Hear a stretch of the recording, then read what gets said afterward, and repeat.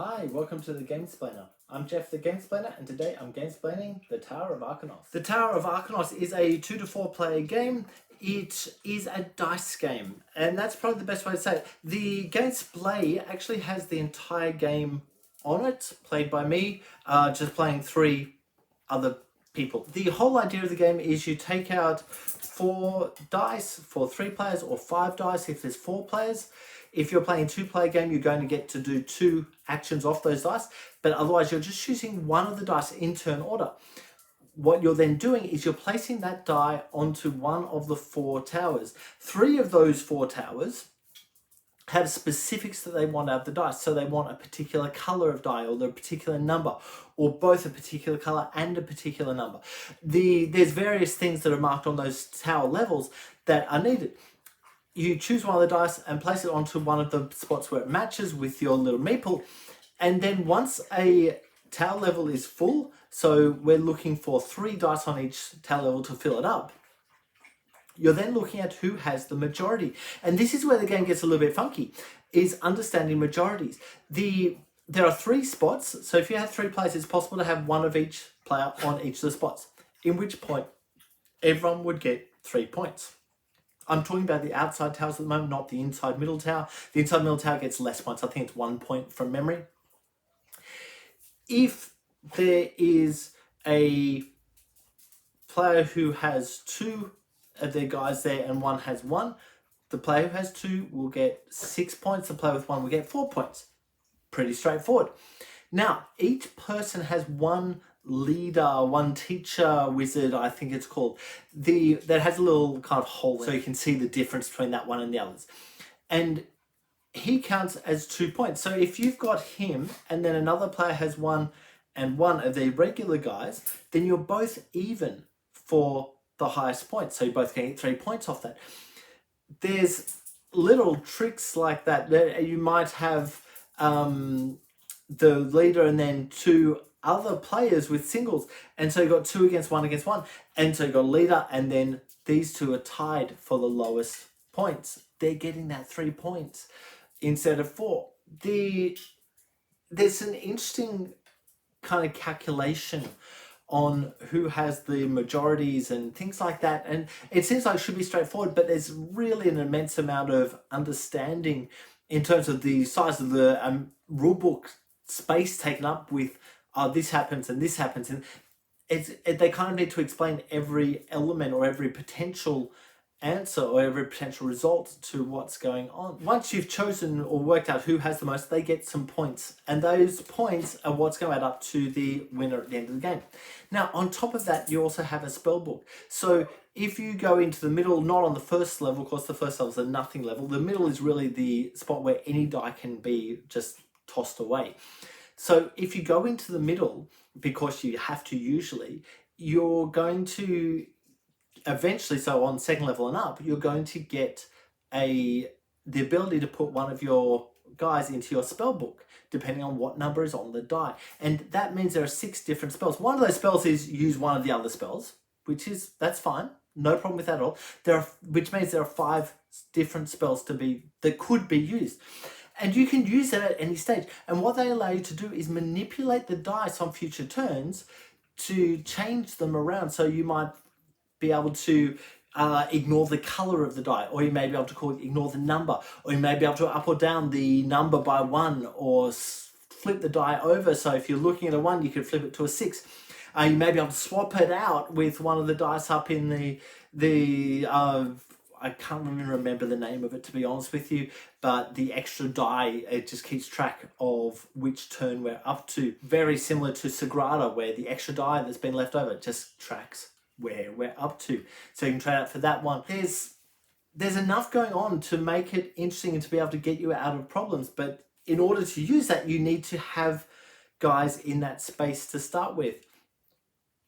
The other thing is, when you place a die and a guy onto a tower, you're then able to get either some points, so 2 points, or a point for each level of the tower you're up to, or you can put a guy into your spellbook, or you can just put a guy into another tower without a die connected to it at all. There's enough going on with that to make it a little bit thinky. But in essence, this is a quick game. This is a throw it on the table, get through it, okay, play it out and move on type of game. The Gamesplay will have me playing the whole game simply because it does go quickly. Where the time is taken up is in the thinking, which die do I actually want? Because when the dice are rolled on the first player's turn, they're rolling 4 or 5 dice, and then some of those dice that have been rolled are going to be able to go onto towers. Others of them are not, unless of course you've got spells. And so you'll be going after the ones that can do something before you go after the ones that can't do something. And finding that, which one do I want to go for kind of manipulation? And then, okay, I've taken a die, I can put it in any of these 3 spots. Which of these 3 things do I actually want to happen? Do I just want the points? Do I need to get into my spellbook? That balance is really important to understand and to kind of be moving through, because the spellbook can be kind of, that's not points. But if you can get your guy lying down the spellbook, you might be able to use that in future turns to be able to do something where previously you couldn't, and you would have had to go to the middle, which is just a little bit of a boring tower to work in, really. That's pretty much as straightforward as the game gets. It is a straightforward, relatively easy game. I've enjoyed playing it. Don't misunderstand me. I have enjoyed playing it, but there's a different thinkiness on it. It has dice, but I'm personally not a fan of the roll to resolve and roll to move kind of games as a general rule. This one is okay. I think it's the having the options more than the, I'm going to do this, now I'll roll the dice.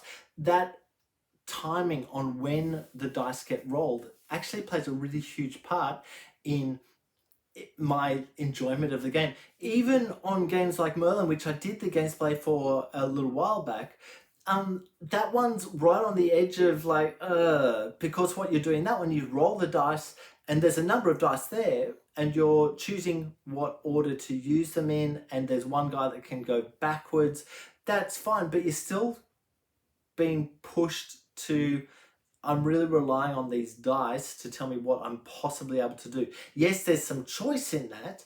Yes, there's some choice in, okay, I could use this one to get to there and then that one to get to there, rather than I've got to use that one to get to there, and then there's a little bit of that choice, and you kind of think through what you can do on the whole turn rather than just what you can do with this one die, which changes a little bit. But even that one felt like it was roll and then move, to be honest with you. This game, however, does not feel like that.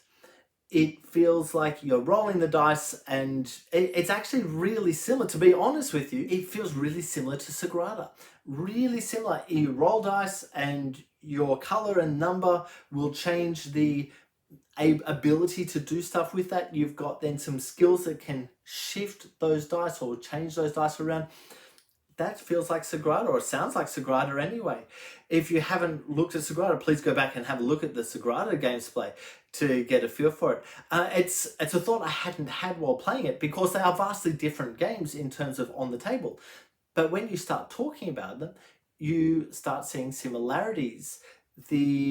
I can up or down my number by a little bit. I can swap out with a die that's keeping track of how many turns we've had. Those things scream Sagrada to me, because you can do all that stuff in Sagrada. That's just a thought that I've had just now, just while I'm filming. I wasn't even thinking this while I was playing it. I wasn't thinking this before, but this feels really similar to Sagrada. So I'm going to go out there and suggest, if you are a fan of Sagrada, you're probably going to be a fan of this. This is a little bit lighter because you're not locked into that, I can't put this die here because it's next to that one. You don't have that manipulation going on. But you do have the number and color manipulation thing that's really similar to Sagrada going on. So just keeping all that stuff in mind is probably a worthwhile thing.